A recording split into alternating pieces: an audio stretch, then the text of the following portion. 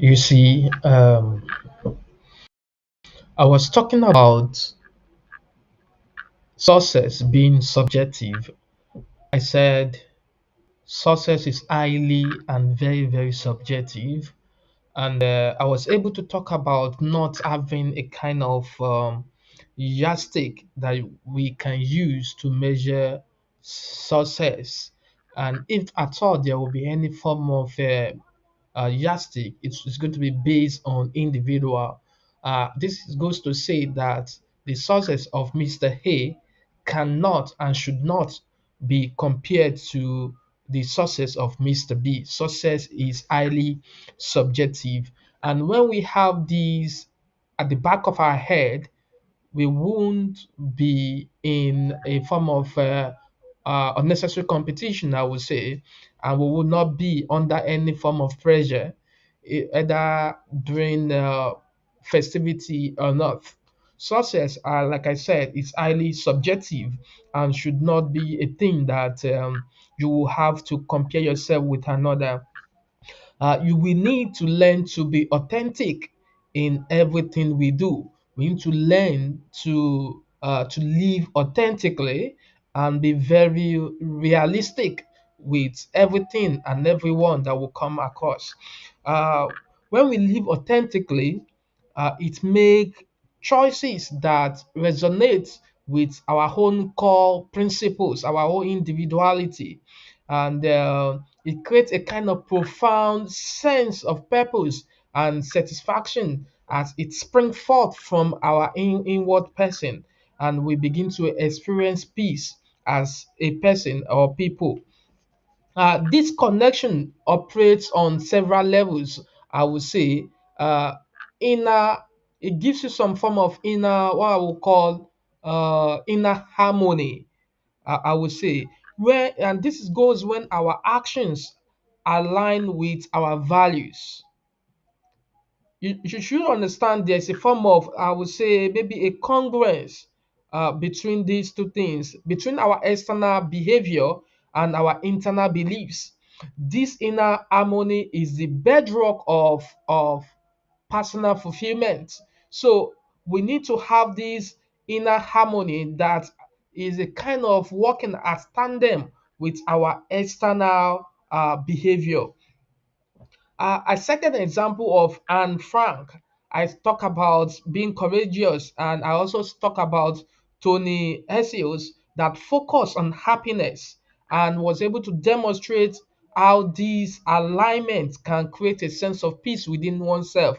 So this is very, very important when we know that success in itself is a very, very subjective subject matter. It's a very, very subjective realm.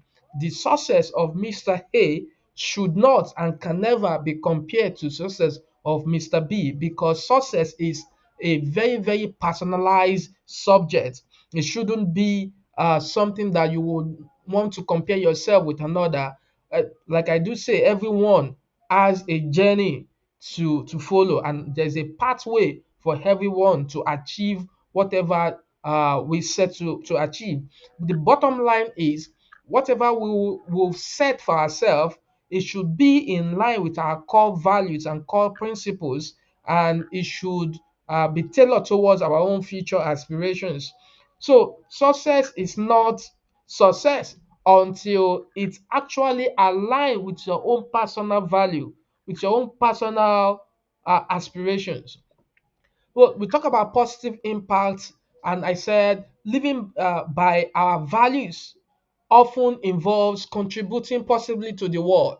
So if your value has nothing to do with affecting your community or people around you, then you might not really see yourself as a successful person at the long run. Though in the interim, you may think you are making it, you are doing well, and that is why the the richest people on earth still have some level of vacuum because there's something that is missing, and that is usually has to do with people connecting with people and individuals and making positive impacts, that is when you can truly and truly be said to be successful. And I talk about resilience in adversity, where I mentioned that values act as anchors in times of difficulty. Your value will be what will uphold you in terms of challenges, in terms of problems and tribulations. It's important that your core values will be what will sustain you. If you do not have a principle in life, for instance, when there is challenge in your path to your success, you could be swayed away and be swayed apart. So it is important that you have personal principles, value system that will be what you can cling on to even in time of difficulty. I set an example of Nelson Mandela's ability to forgive and seek reconciliation during and after his imprisonment. I said is a powerful example of how values can foster resilience and a deep well of fulfillment even in challenging circumstances. These are values. So value system has a way of making you to really, really have this inward peace and this harmony within yourself and your environment. And then you can say you are confidentially achieve something meaningful. Now, in the build of life, aligning actions with values weaves stories of fulfillment and purpose when you align your actions with your values. So if you do not have a value system, you are bound to just take actions that are not in tandem with who you are. You just want to be successful. You don't care. You just want to be successful. And that is why you see many people miss their path.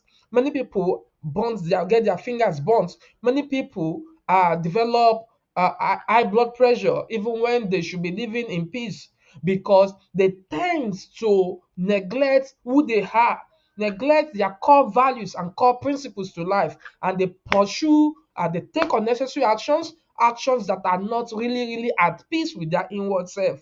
So, whether in the quiet corners of, say, a place or the bustling world of entrepreneurship, maybe you have a business like Tony Hessiel, the environmental front lines like Wangari, or the political arena like that of the Nelson Mandela that I mentioned earlier, the connection between living authentically and experiencing fulfillment is undeniable. It's very, very what? Undeniable. So, as you navigate your own journey, we need to learn to reflect on your values.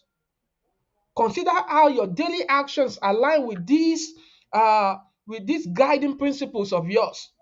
The more intentional this alignment, the more profound your sense of fulfillment is likely to be.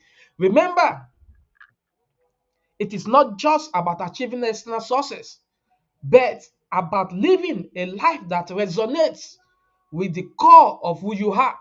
A life deeply enriched by the connection between values and fulfillment.